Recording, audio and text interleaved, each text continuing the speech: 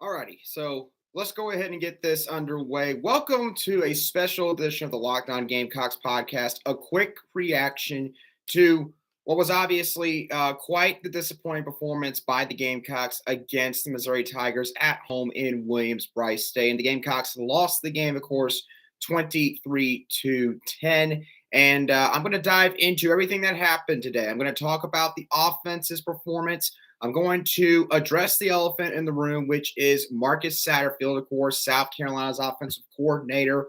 The decisions that he made during this game, and what could be future in that role? What could be the future of that position? And I'll also, of course, talk about the defense's hand in this loss as well. Before I get started, I want to let y'all know that today's quick reaction show is brought to you by Underdog Fantasy. You can sign up on UnderdogFantasy.com with the promo code Locked On and get your first deposit doubled up to $100.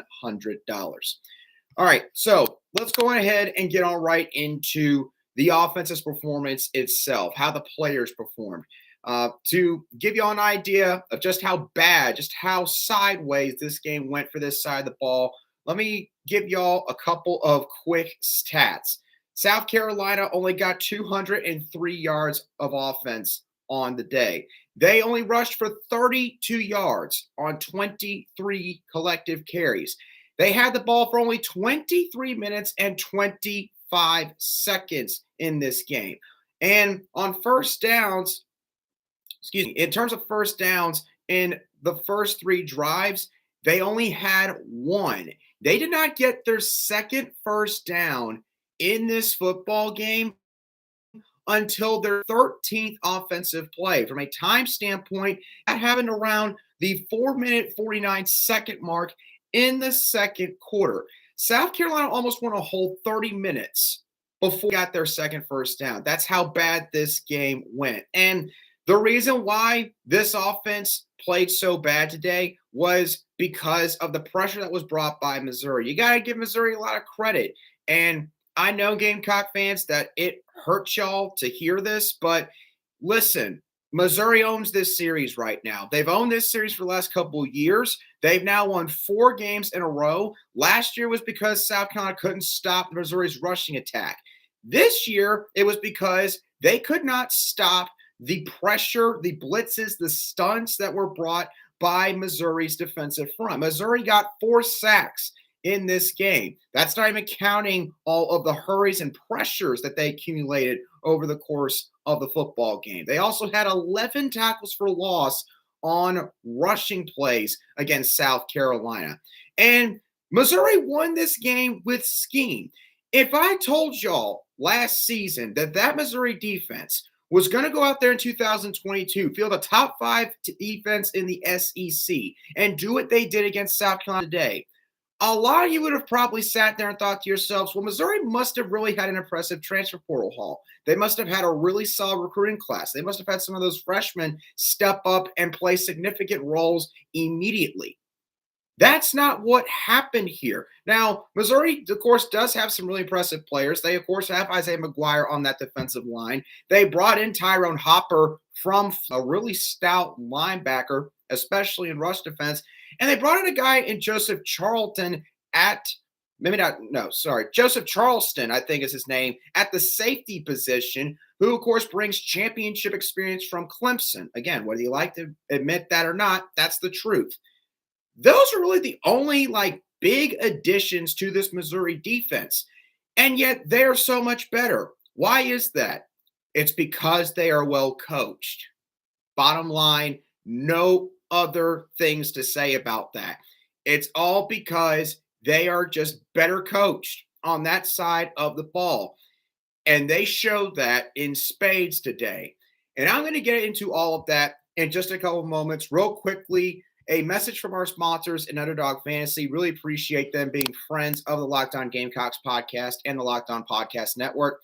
They are the easiest place to spice up your college football season. They have a slew of games every single weekend that you could pick a certain pick 'em in the sense of if a quarterback, say from Clemson, TJ Uiagalelei, let's say they're wondering if he's going to throw for 250 and a half passing yards or more. They'll give you a higher or a lower. You could put money down on that pick 'em And if you guess right, you will get that money back and more. They do that for a lot of games every single week. It's a really cool opportunity to earn some quick cash. So if you're interested, sign up with the promo code Locked On, all in one word, and Underdog will double your first deposit up to $100, meaning that if you deposit $100, you'll get $100 for free. So go to UnderdogFantasy.com or find the Underdog Fantasy app in the App Store or Google Play Store.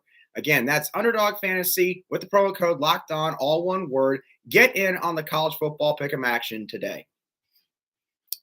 All right, let's address what is currently taking place with South Carolina's offensive coordinator, and that is Marcus Satterfield. Now, obviously, again, Missouri's defense deserves a lot of credit for what happened on Saturday afternoon against the South Carolina Gamecocks offense. They caused a lot of issues with the Gamecocks up front. They made life miserable for Spencer Rattler all game long, and that's the main reason that they won, okay? It's not like South Carolina gifted them this football game. But there are a lot of things that Marcus Satterfield did in this game that are highly questionable. There's no getting around that. This has become a recurring theme in a lot of games that South Carolina has played in the Shane Boomer era while Marcus Satterfield has been the offensive coordinator. Here are a few things that happened in the game against Missouri that I specifically noted as things that I just can't understand. I can't wrap my mind around it. I've been watching college football for 16 years. I played high school football for 4 years. No, that doesn't mean I have a doctorate in understanding all the X's and O's in terms of football, but I have somewhat of an idea of how things can play out in a football game. I'm not somebody that just, basically understands just the general basics of everything. I understand, a little bit more in-depth knowledge of this game. And in terms of the play calling, I cannot recall a single rollout play action pass called. I can't recall a single bootleg play action pass called. None of those concepts were utilized in this game against Missouri. When you're facing a defense that's bringing that much pressure that the Missouri Tigers did on Saturday afternoon, at some point, you've got to think about, I need to move the pocket. I need to protect my quarterback. I need to give him some more time. You don't do the same thing in the sense of we're just going to continue to do some regular drop back passes.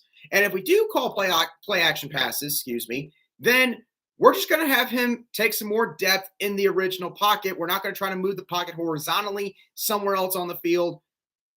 That's what happened with Marcus Satterfield on Saturday. No rollouts, no bootlegs. I brought this up in other games this season. And for a pro-style offense, at least that's what this offense is supposed to be, it is shocking to me the lack of usage of those concepts.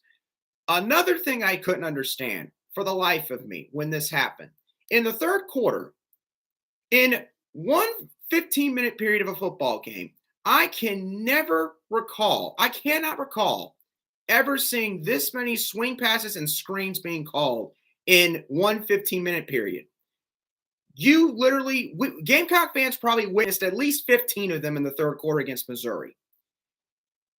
Now, I do understand that at the running back position, Coach Satterfield barely was in a bit of a bind. If there's one thing you can say where, you can go look, he was dealing with a real sticky situation there.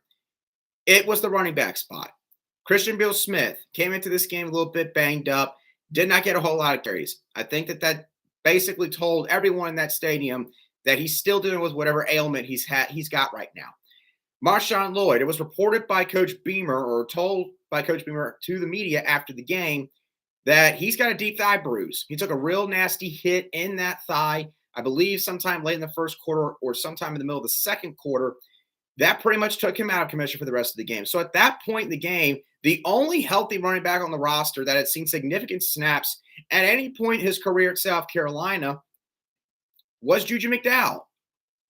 And so when you're down to one running back essentially in your main rotation at that spot, I could understand why Marcus Satterfield would call some more swing passes or screens, which basically these days in modern offenses are essentially quick ways to get a run play going to the edge. I mean, that's basically what it is. And if you spread it out the field horizontally, the hope is that the defense will respect that more. Those linebackers will take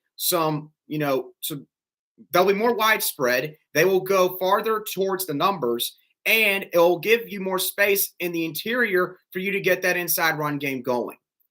So to a certain extent, I have to think that's part of the reason why so many swing passes and screen passes were called in that time period.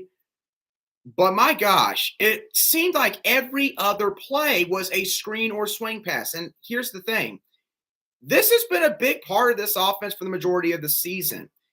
And in that third quarter, there was 2 screen passes, I believe, to Antoine Wells that went for like a combined 30 some odd yards. So what I think happened, and I, of course, I don't know this for sure.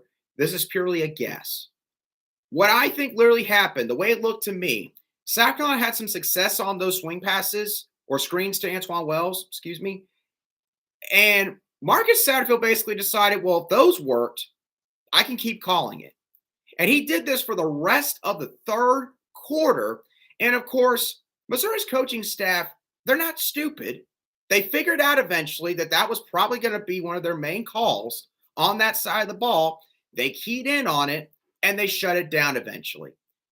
So I can't understand why on earth, there was never any quick slants called that I could remember from that quarter. No angle routes for Juju McDowell. If there's one route that I would definitely run him on, it'd be an angle route where he basically runs out from the backfield on a diagonal angle past the offensive tackle on that side of the formation and then cuts back in towards the middle of the field. I think Juju McDowell would be perfect for a route concept like that. I didn't see that get called at any point in the third quarter. And then you talk about number 0, Jaheim Bell. Guess what? You can mention that number 2 times over today. He did not get a single touch in this football game. Not a one. He never even, I think, had the ball thrown his way. That is just, it's unfathomable that a guy of that talent, I want to remind everyone real quick, this is a guy who coming into this season, some people had projected as a first-round draft pick for this next April. Unless he explodes these last 4 regular season games and a bowl game that the Gamecocks might go to, that ain't happening at this point. It's just not. He has not seen the ball very much at all since the first couple weeks of the season. It was talked about how he was going to get a bunch of snaps at running back. He hasn't seen really any running back snaps since week 2 or 3. This game would have been a game where maybe you wanted to go back to that at least a couple of times, not like 10, 15 runs, but, once or twice. Just see what happens. And that didn't happen. It wasn't called. And I'm shocked at the lack of utilization of a guy who was maybe one of the most talented tight end players that South Carolina has seen come through here. That North Carolina game last year was a microcosm of the talent that Jaheim Bell has. And it's not being utilized. He's averaging right now like 2-3 catches a game. Running a pro-style offense is great. That's awesome. You have a bunch of play action involved. You're trying to get everybody in the offense involved. Fans are going to understand all that. But something, that should not cause your most talented players in the offense to be sacrificed. And the thing that gets me is this. I've actually seen, not a whole lot of fans, okay, but I've seen some fans who've actually defended Jaheim Bell not getting as many touches this season, saying, well, something, he's got to be able to go out there and block. He's got to show defenses some other stuff because otherwise defenses will just key in on him. Okay, sure. Most guys are going to watch Jaheim Bell's film, and guess what? The first thing they're going to say about him is that guy's a playmaker. That guy is someone that's going to get fed the rock a lot. They're going to throw him the football. They're not saying this guy's going to get sent to the edge in line with the offensive line, and he's the first guy that's going to be out there on a run block. What's the harm in that? I don't know anyone in the NFL right now that's an executive running a team who would sit there and say, you know something, I really would like to have Tom Brady as my quarterback. But because he can't run a sub 5'5", probably 40-yard dash, and he's not an all-around complete player at the quarterback position, I don't want him. Now, I'm not saying Jaheim Bell as a tight end has got the talent of Tom Brady at quarterback. But the point of that analogy is you don't go away from the guy's strengths. You don't, not give him the ball because he's not maybe the strongest run blocker. So what? So what? I mean, that's not a good reason to not feed him the football. And you know something? South Carolina's played some really good defenses this year. Georgia's a great defense. Kentucky's a real solid defense. Texas A&M's a real decent defense. Missouri's obviously got a fantastic defense. They've played some good defenses. No one's going to deny that. But you need me to tell me that all those defenses are so good across the board in their starting lineup that number 0 is going to have less than 200 receiving yards 8 games into this season. He's on pace right now to barely get over half of what he got last year in receptions, I think, and receiving yards. That is asinine, is what that is. It's asinine. And it is absolutely ludicrous that has happened.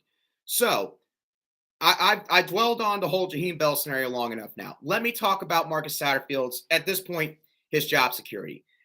I'll just say this, because I need to try to avoid getting in trouble here. I was at Shane Beamer's post-game press conference. I attended it in person after the game. A lot of these press conferences that Shane Beamer has been a part of up to this point in his South Carolina career, whenever there was a game the offense didn't perform well and there was questions brought up, what could the offense do to get better? What could the staff change up to make things better for the players? Is there something you feel like that, maybe this offense just isn't clicking right now? And more often than not, Shane Beamer, I don't want to say he would be deflective, but he would pretty much say, this offense had its moments. There are certain things to build off of. And this offense is getting better. You can't see it throughout the entire 60 minutes if you just take a snapshot of it. But when you go back and watch the film, there's things there. There's things to build off of. And Shane Beamer would say that he has said this almost after every game up to this point in his Gamecock tenure. For the first time ever, attending this press conference after the Missouri game earlier tonight, Shane Beamer agreed with the sentiments of how bad the offense was. Now, he didn't throw anybody in particular under the bus. He didn't throw Coach Satterfield under the bus. He definitely didn't throw the players under the bus. Of course, he shouldered the blame. He said, I'm the head coach. It's my responsibility to get things right. He said that. And, that's all well and good, but at the same time, he was asked certain questions like, what would your response be to people right now who would say changes need to be made? He said that he understood their frustration. And I was actually a bit taken aback by it. I honestly was. Because the whole point of being the head coach is pretty much you stick next to your guys all the time. Even in their worst moments, when they have a bad game, your quarterback goes out there and completes 30% of his passes. He throws 5 picks. He's your starting quarterback. You have to stick by him. You can't just throw him under the bus. If you do throw him under the bus, you do it behind closed doors. Now, again, Coach Beamer didn't do that. He didn't do that at all. But my point is, Coach Beamer would really work hard to defend Coach Satterfield and the offense as a whole. And he's done this all the way up to this point in his career at South Carolina. For the first time ever on Saturday night, he sounded like a man that was acknowledging that this offense has some legitimate problems. He really did. And I think that based off of that, again, I have nothing solidified from an information standpoint to go off of with this. But to me, the way that he acted at that press conference told me that these last 4 games is Marcus Satterfield's final chance. Anyone who thinks that he's going to be gone after this game, you're kidding yourself. It's not happening, okay? Let me just dispel all that right then and there. But Marcus Satterfield, he's got 4 games left. He's got Vanderbilt, he's got Florida, he's got Tennessee, and he's got Clemson. 3 of those 4 games are all going to be on the road. If the offense does not perform at a very high level, and I probably over half these games, I would suspect that there will be a change made at the offensive coordinator position. I would suspect there will be a change made. Again, I have no inside information to go off of, and I stray away from speculating. But I feel pretty confident in saying what I am saying to you all right now, that Marcus Satterfield is hanging on by a few threads right now with that job. Shane Beamer understands that at some point, the team, he's got to make decisions that are best for the team. And if he gets to a point where he feels like Marcus Satterfield is just not getting this offense where we need to go or where we could go, then that change will be made. Of course, we will see what happens with all that over the next few weeks. Real quick, I want to thank y'all once again for making the Locked On Gamecocks podcast your first listen or watch every single day. We cover the South Carolina Gamecocks in just 30 minutes. If you want future notifications and alerts on our shows over here, you can feel free to subscribe and click the bell on YouTube so that you don't miss out. And you can also give us a follow wherever you get your audio podcasts daily. All right, let's now talk about the defense. Because obviously, this loss wasn't just totally on the offense. Although a lot of the talk for the next week is going to be on the offense, the defense definitely did not play their best game either. On the 2 touchdown drives Missouri had in the first half, here were the stats collectively. They had 25 plays that they ran. Both drives went for 180 yards. Both drives started inside Missouri's own 15-yard line. One of them started inside their own 5-yard line. They drove all the way down the field, both drives, took 12 minutes and 18 seconds off the clock, and scored touchdowns, of course, on both drives. About the worst start the defense could have had, honestly. Just the worst start. And, of course, that was compounded by what the offense was doing at the beginning, which was not a whole lot. Third down defense they took a step back tonight. Third down defense took a step back tonight. I mean, Missouri, it's not like they didn't have a chance to get off the field. South Carolina, I think, in the first half, forced 8 third down attempts for Missouri, which in most cases would be a good thing because that would mean that, you're getting them to third down, and at least an average defense, you're probably at least stopping them on 5 of those 8 attempts. Missouri converted 6 of their 8 third down attempts in the first half. And then probably did the same exact thing in the second half. I don't have the numbers for that half right in front of me, but it didn't get a whole lot better from that point on. The rush defense was not great. Missouri really got South Carolina in this game because of all the eye candy they gave them. They gave them a bunch of jet motion. They stretched the field horizontally. They used a lot of misdirection. I said earlier in the week that this was going to happen, that they run plays where the blocking scheme, but the O-line is going one direction, but the running back or wide receiver, wherever the ball is going, that's all taking place in the opposite direction. All about eye candy. I called it a gimmicky offense. Clearly, I made a very offensive comment about that offense because they dominated doing what they did on Saturday night. Running read options, running a bunch of play action, misdirection, flat route passes, basically. Didn't throw a whole lot of passes beyond 5-10 yards. It didn't matter. They sliced and diced South Carolina.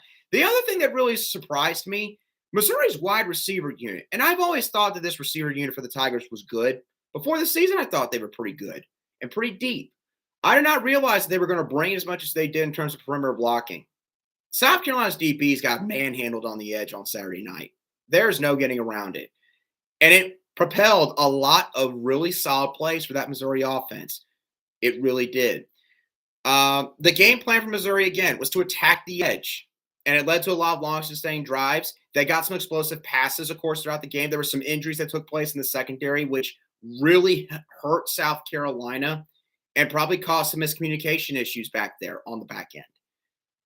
And it wore out South Carolina's pass rush. South Carolina could not get to Brady Cook on Saturday night. Now, Brady Cook deserves some credit for this too, because Brady Cook showed Saturday that he's very athletic. I saw this in the Auburn game when I watched it back. He's more athletic than I originally thought he was. Brady Cook's got some wheels.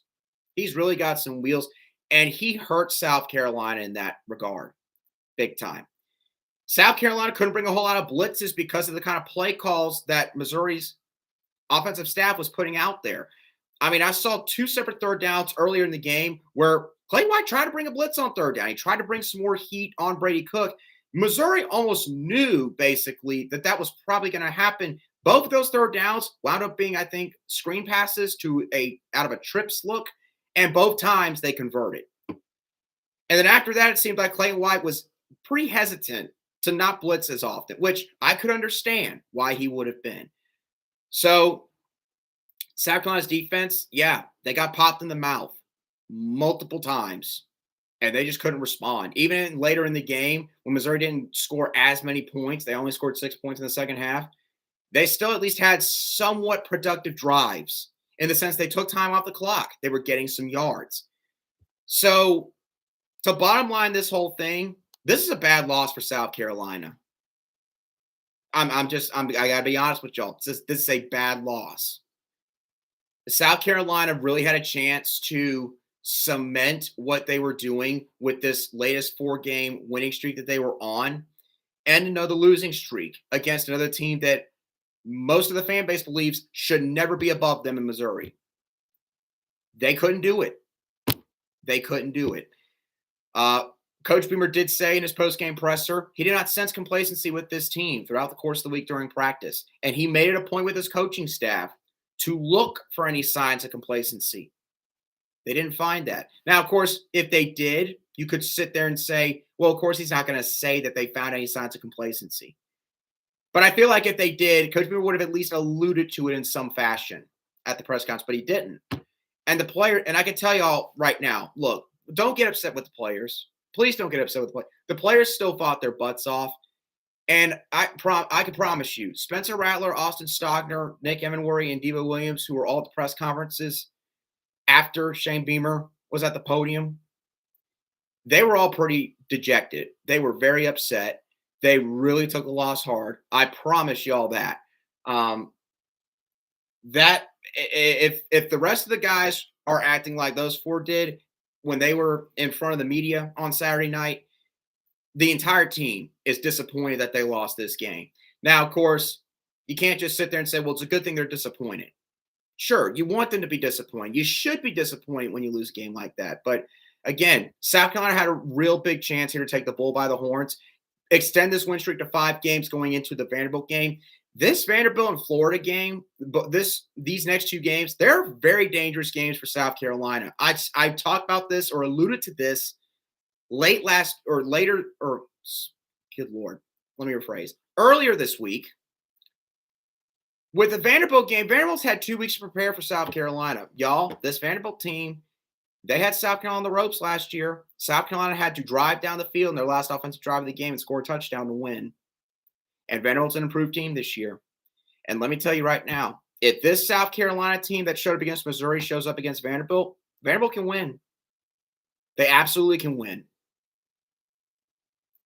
There's no question about that.